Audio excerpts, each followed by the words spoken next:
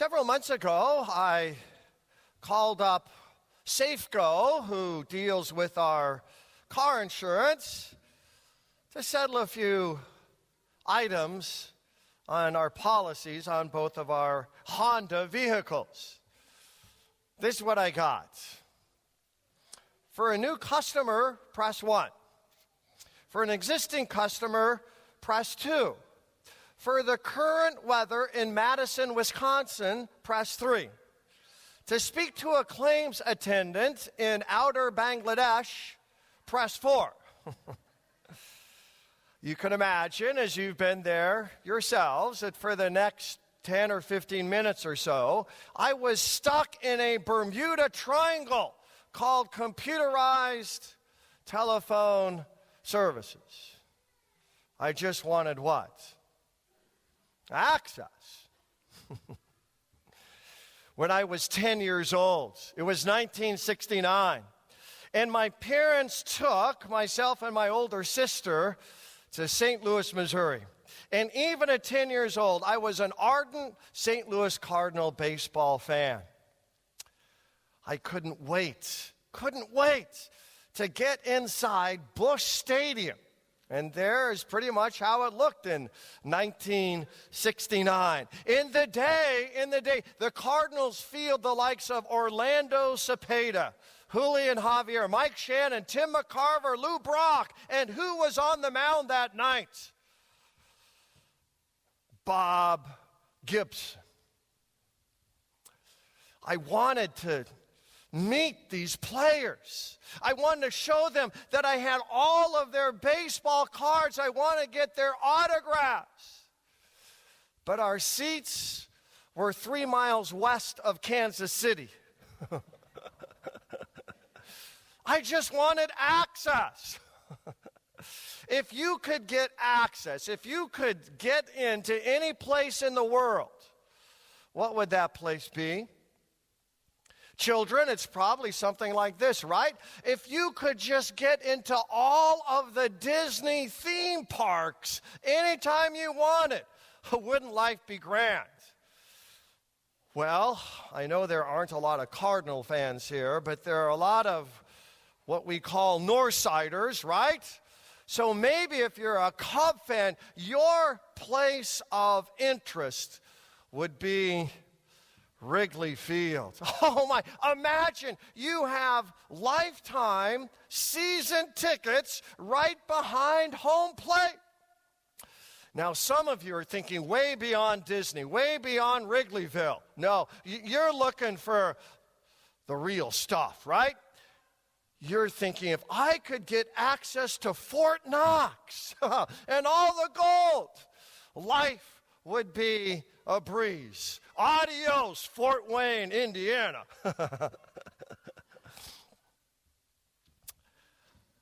But there's a different kind of longing for a different kind of place, for a different kind of access. Ever since our first parents, Adam and Eve, were banished from the Garden of Eden, that longing in our heart, that empty hole in our gut, that inability to be satisfied completely by anything in this life, that's because we've been banished from the Garden of Eden along with our first parents, Adam and Eve. Whether we realize it or not, most of the time I really don't, but whether we realize it or not, our deepest longing, our deepest ache is to regain what we lost when we lost paradise. We just want access. Now, I want you to note a couple things in this picture. First of all, there's the tree of life, and there's the tree of the knowledge of good and evil. We will come back to the tree of life in spades. I want you to notice the angel. In Genesis 3, verse 24, there's a multitude of angels, and what are they called? Cherubim. Remember that too. the tree of life, and angels called cherubim. We're in our second installment, right? As we work our way through Moses' third book called Leviticus. The sermon series is called Shadows of the Savior. And today we come to Leviticus chapter 16, right? Where God gives us a gift. And it's a gift of access. Access to what we lost in the Garden of Eden. Access to God's power. Access to God's glory. Access to God's forgiveness. Access to God's forever love. But many of us know the only person who had that kind of access in the Old Testament was who? The high priest. And only one day a year, on a day called the Day of Atonement, or in Hebrew, famously, you know this Hebrew, right? Day of Atonement, Yom Kippur. On Yom Kippur, the tabernacle was front and center.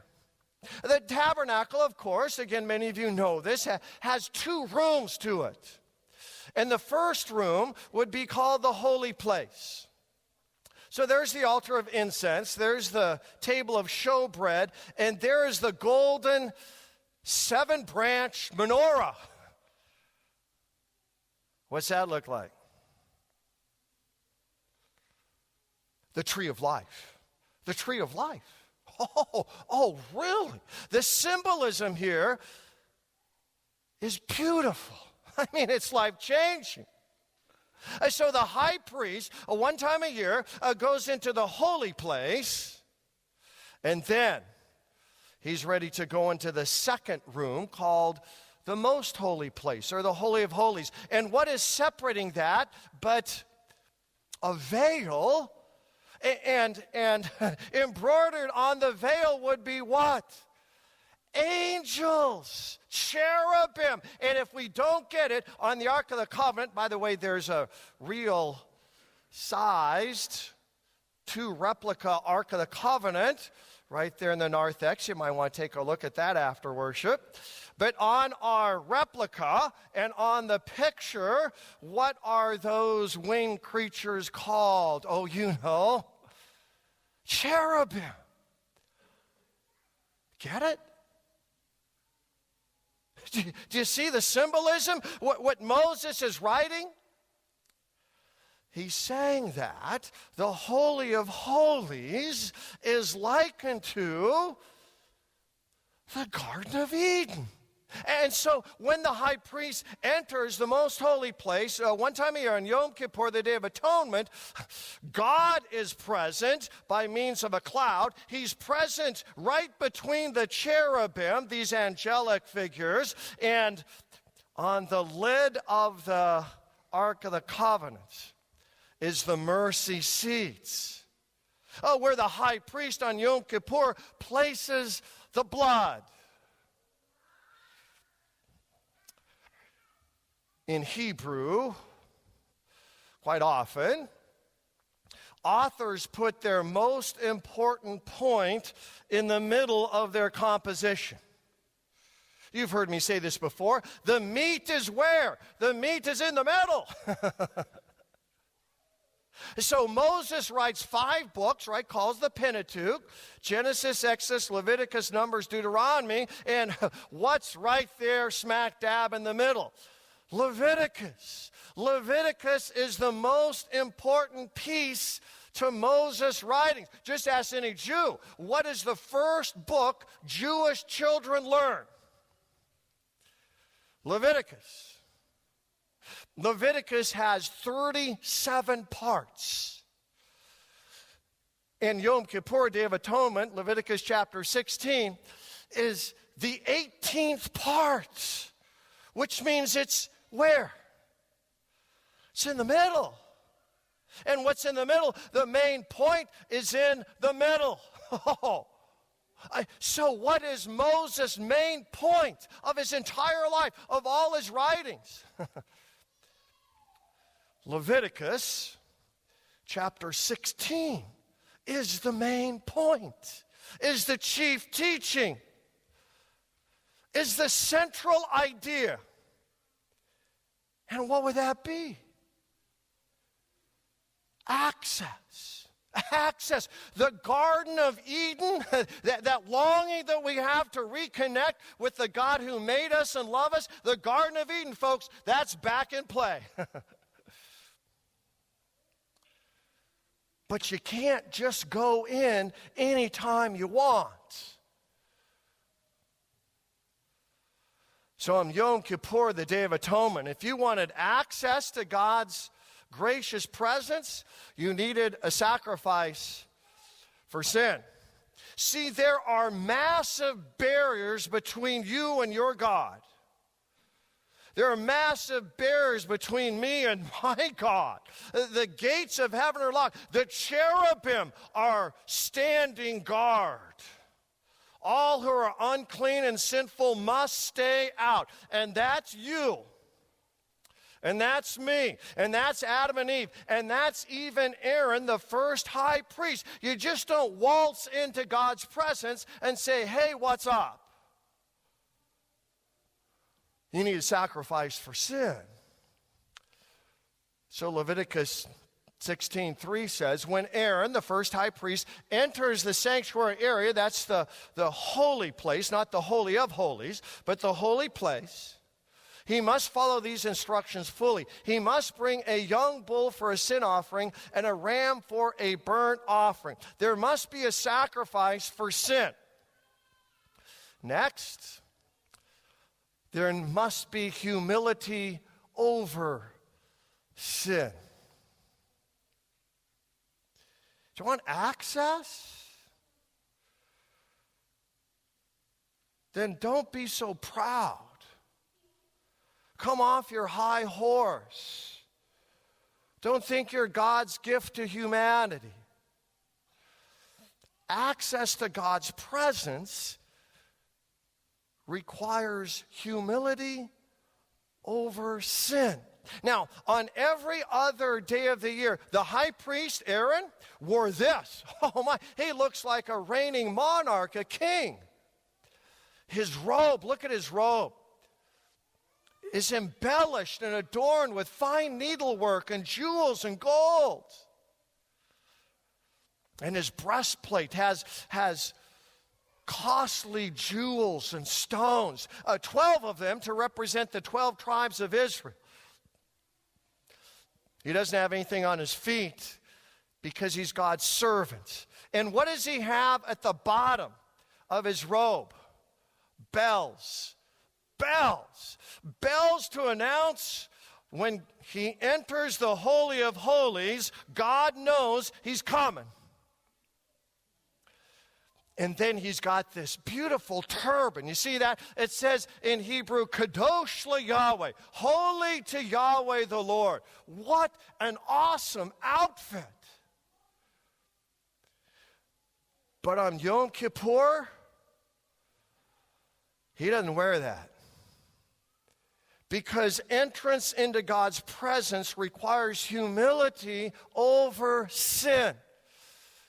That's what Leviticus chapter 16, verse 4 tells us. He, that is Aaron, the first high priest, must put on his linen tunic, the linen undergarments worn next to his body. He must tie the linen sash around his waist and put the linen turban on his head. These are the sacred garments. And these are very simple garments. A simple robe with a simple sash and a simple turban. These are the simple garments of simple priests. Access to God's presence requires a sacrifice for sin. It also requires humility, brokenness over sin. Third, access to God's presence requires incense to cover sin. Verse 12 puts it this way in Leviticus 16.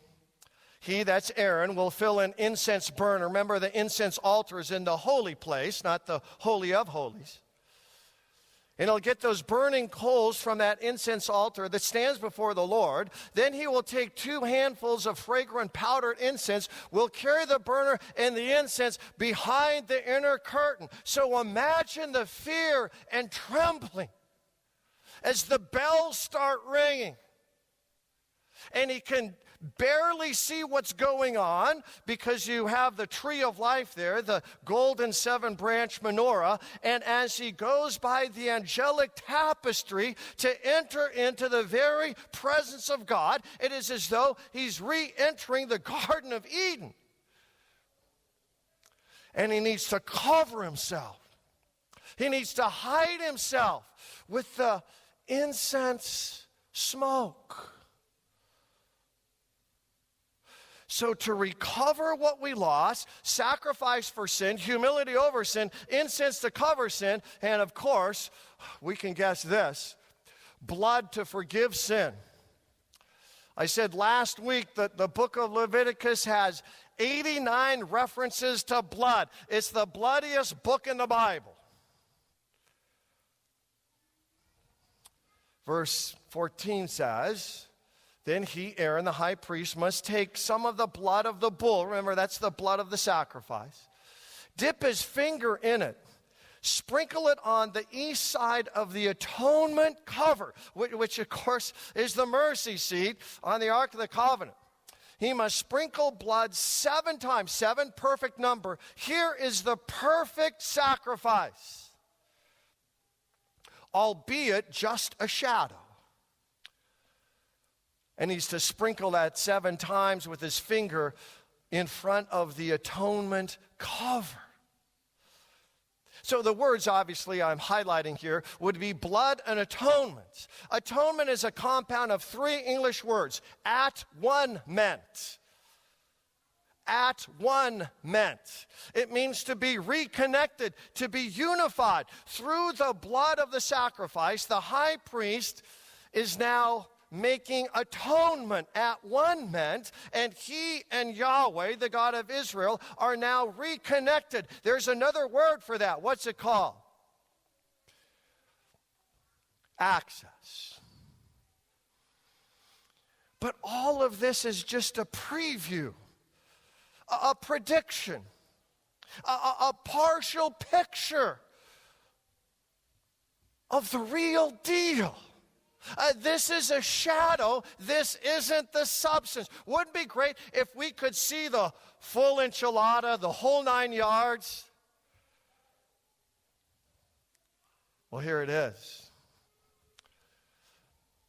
Mark writes the first gospel. I know it comes second in the canonical order of the New Testament, but historically, Mark writes the first gospel, and Mark's first gospel is all about access. Look what he says when Jesus was baptized. When Jesus came up out of the water, immediately he saw the heavens being torn. Now, Mark only uses that verb torn twice, and it frames his gospel, and it's Mark's central message. Now, this verb, technically, is a present passive participle. You say, it's way too early to be speaking that way, Pastor Lessing. A present passive participle. Present tense means what's going on. Heaven is still open. It's present tense. He saw the heavens being ripped apart, torn open, and the Spirit descending on him like a dove. It's present. It's even in play now. But it's passive, being torn. We can't tear it ourselves. Someone else has to do the ripping and the rending. Any guess where Mark uses this verb the second time and for the last time? Mark 15:38. The curtain. Now you need to understand the curtain. By the Second Temple period, the curtain with the angelic tapestry, that was 60 feet long and 30 feet wide and 4 inches thick. And that was torn. That was ripped in two. From top to, not bottom to top, because bottom to top, maybe someone did it. But no one could do top to bottom unless that would be a divine miracle. When there is a perfect sacrifice for sin, and there is great humility, Jesus didn't wear the garments of a high priest. Folks, Jesus wore nothing on Good Friday as he hung from a cross. And now we have the atoning sacrifice of blood. And now, not just Aaron, but all of the baptized have access to the very presence and power of Almighty God. You see, a lot of times we reduce the Christian gospel to this. God lets you off. That's great. God lets you off. You're off the hook. You're forgiven, you're loved, you're heaven bound. You are off the hook. But there's so much more than being let off. God not only lets us off, he lets us in.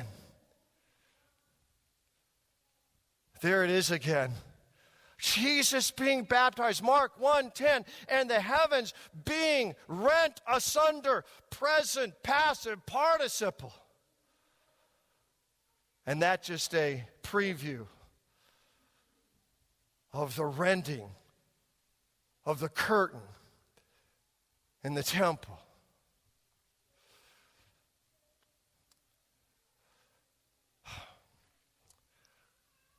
That longing that you and I have, that so often we don't even define or identify, that deep longing, that deep hole in my heart to reclaim what I lost in the Garden of Eden, that will not reconnect you with what you lost. If you think you'll get it back, if you can just laugh as hard as you can. Oh, I know. If I can just vacation as hard as I can, if I can drink as hard as I can, I'll get it back if I work as hard as I can, if I accumulate as much money as I can, if I create a land of make-believe as hard as I can. Won't happen. I invite you to come out of those shadows and into reality, where in Jesus you have access to the Creator who made you and loves you and forgives you and empowers you. Are you under the gun at work? Now you've got access. Do you have more to do that is humanly possible? Now you've got access. Do your children make piranha hour out of the dinner hour? Now you've got access. Do people take from you more than they give? Do students fail to listen? Employees fail to carry out their assignment? Spouses fail to care? Do you have hurts and hang-ups that cause you untold hardship? Do you have sins that haunt you and taunt you and mess with your mind? Well, I've got great news for you. You've got access to the King of Kings and the Lord of Lords. What a dynamic picture. The sacrifice is complete. The blood has been spilled. The veil rent asunder. Death is defeated. And paradise, you know now, paradise is restored forevermore. And you're not too sinful. You're not too broken. You're not too messed up. And you are not too far gone. That's called atonement. At one meant. Reconnected, reunited with the Creator, Jesus, who loves you with an everlasting love. What's it mean? It means you're not out. You're in. You're in. I'm in. By faith alone, we're in. And we've got a great word for that.